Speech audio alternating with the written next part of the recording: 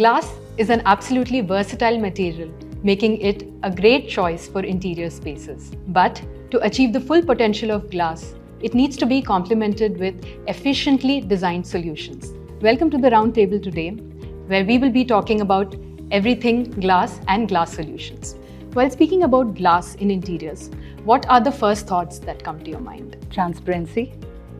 So, lot of, we are predominantly into workspace interiors, and, these days, no one wants, like everyone wants an open office, and even if there's a cabin, they basically want to accentuate on the fact that, their culture is, there's a lot of transparency in the culture of an organization. So, it's a no-brainer to use a glass to basically reflect their philosophy in design. Yeah, I think just to add to that, though offices have evolved to a lot of open office kind of concept, the need for enclosed spaces has always been there.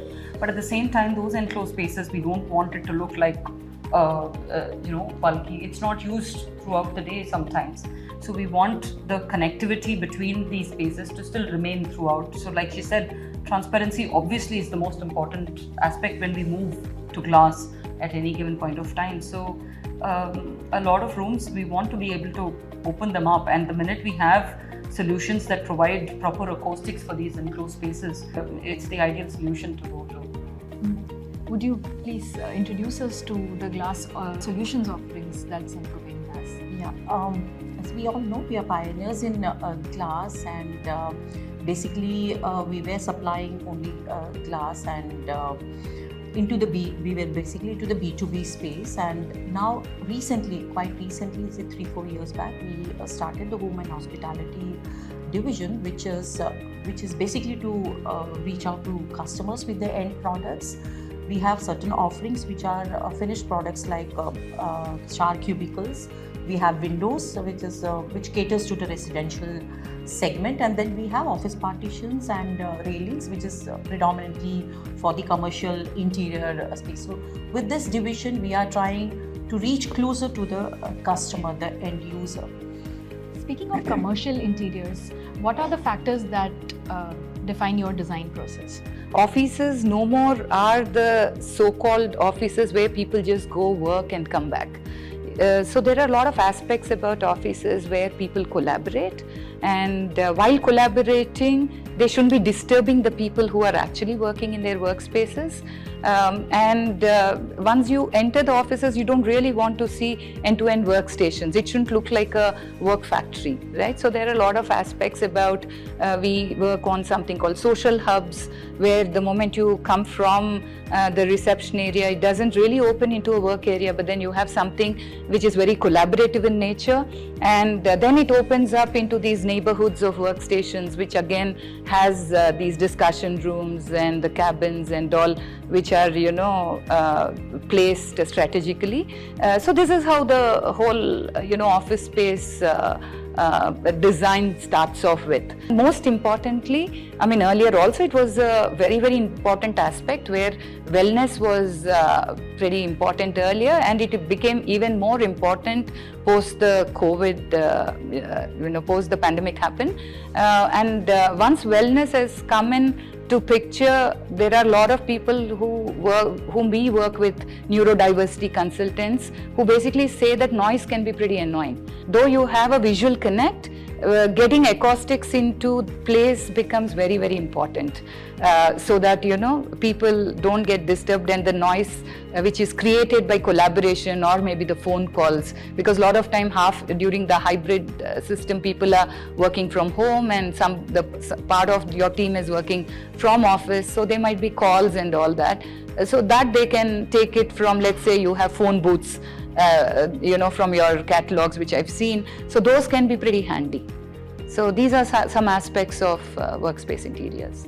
I think that's true. So it's been evolving obviously based on the changing need of the hour. So it's been probably from the 90s to when we're talking about the 2000 up to even 2015, 16. It was always the requirement to open up more, and so that has been the trend that has been there. But at the same time, the need for teams to collaborate that has evolved also. So the offices have slowly started becoming, yes, we do have large areas of workspaces, but then pockets of spaces that we've created that, you know, small teams can discuss, because it's so important to ideate and then go back to work. But of course, each of these, the ethos of what the company that we're doing the interiors for matters a lot.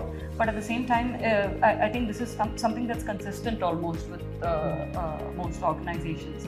And slowly, like she said, when you're talking about the noise levels, that could be a disturbance, though we try to keep collaborative areas within the teams, but it's not necessarily the same teams that are using the space. Then it becomes a little bit of a disturbance. So how can we still keep that openness to the space and create a little bit of a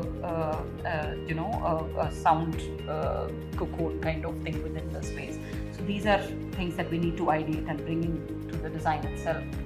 And I think there's been a drastic change in the past few years, of course, which is driven by the pandemic, which has moved office spaces where even earlier clients who finished about 10-15 years back are renovating the entire space to cater to the new needs of the workspace.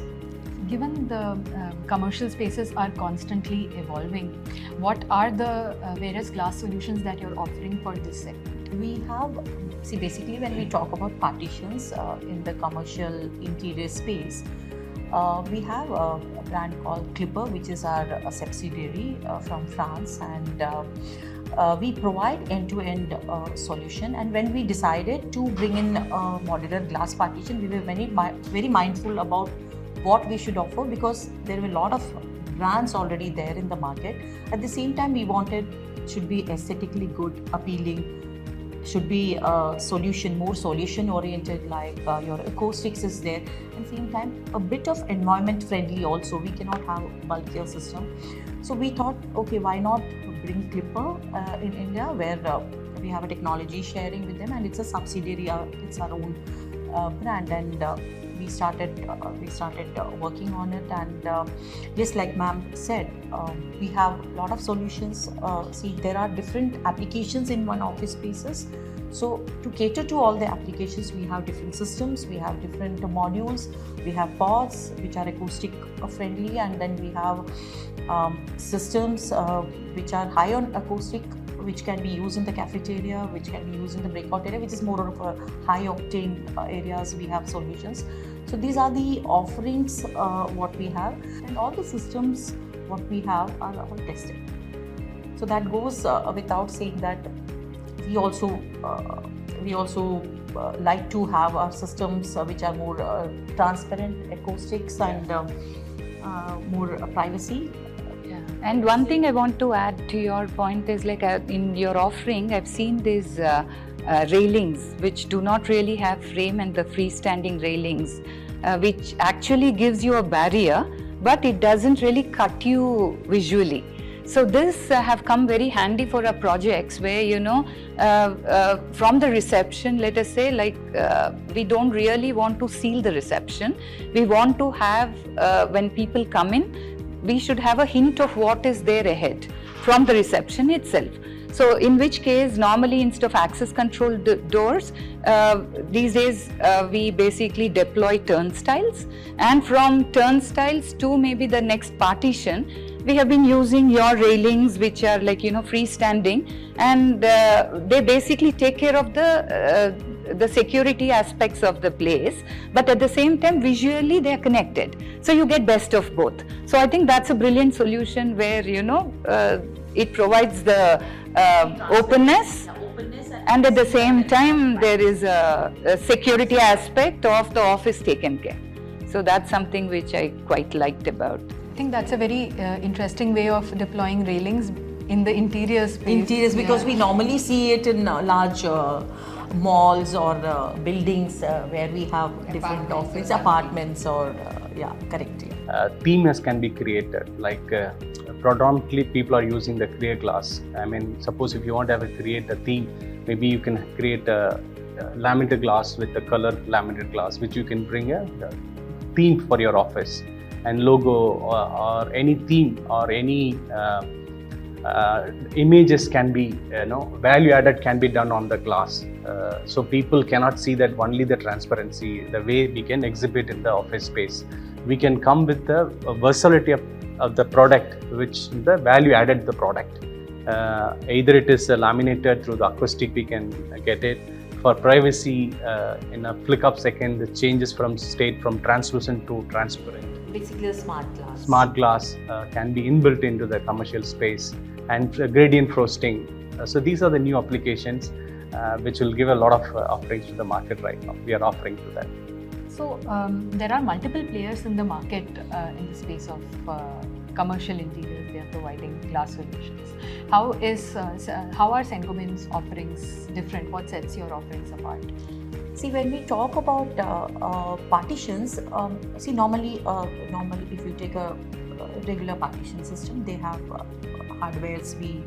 It's a third-party hardware we integrate into the partition system. But this with Saint-Gobain, our partition, we have hardwares which are perfectly designed for our systems.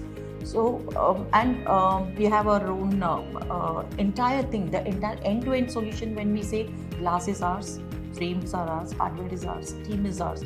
So when we typically say end-to-end, it is in fact end-to-end. We import hinges from Europe, which is normally not there with some of the brands, and we ensure that the quality is met because all the systems, all the hinges, everything is tested and certified in our own research center, which is the Saint-Gobain Research Institute, which is housed inside the IIT Madras. Speaking of railings, what are the key criteria that you look for as a property from a material that you may choose for railings? So I think one of the important, first and foremost, would be the safety parameter, that it has to be sturdy, that there's generally, especially in apartments, builders sometimes are okay to look at it, but then once the users start coming in, they question the safety of the glass. So it needs to be and people are very aware of what is available and what are the norms and everything nowadays. Most people are very aware. So it is important that we're able to give them that kind of confidence. So the onus, of course, lies on the OEM in terms of providing all of this information, but it is also on the architects to make sure that we've checked that this is what meets the standard, this is the requirement for that particular location. If you're going for a high rise or at a higher level, then it may be more stringent. So accordingly, we should be able to check that these are met. So as we speak, taking from whatever you said, that you've come up with a glass with different hues, I think that can add to one of the facade elements, and then can add character to the building, because nothing like a translucent glass.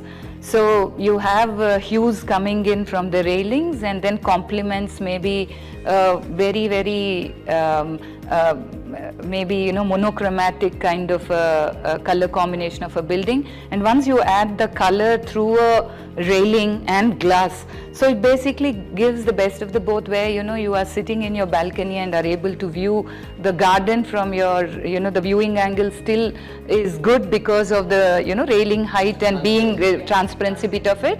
At the same time, like from when you are actually seeing the facade of a building from a distance, this can maybe a different color tone, or maybe every floor something, or maybe create patterns. That would be something which can trigger the creativity of any designer.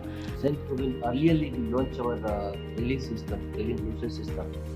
It is from locally Massimo, that is based on our European country, Italy. They have more than 33-year experience, and they are leader in European country.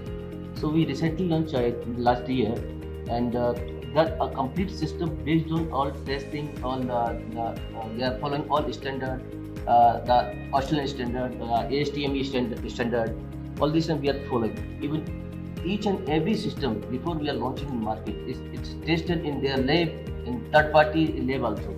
So these all systems also they are globally patented. Logli Massimo is again a subsidiary of our company based out of Italy, and I think when she was talking about NBC, that we have also got certified, because in terms of safety, I think railing is something where we are all little worried to lean on it, and because it's the last set barrier of the home. Even in India, before we are launching, we are testing it in our research center that is based in IIT Madras campus.